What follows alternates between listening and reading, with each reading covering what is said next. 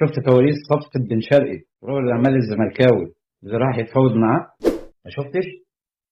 تعالى أوريك. بس قبل ما أوريك كمل لي المتابعة ولايك وشير الفيديو عشان نوصل لكل جمهور النادي الأهلي وأي حاجة تيجي من ريحة الحبايب. السلام عليكم.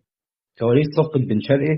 الزمالك لما عرف إن الأهلي بيفاوض بن شرقي، في رجل أعمال عمل برم وقال لك يستحيل بن شرقي يروح النادي الأهلي وأنا هخليه يمضي لنادي الزمالك. رجل الأعمال دوت واللي محدش يعرفه هتشوفوه في الفيديو اللي معايا دوت. كابتن حسين لبيب.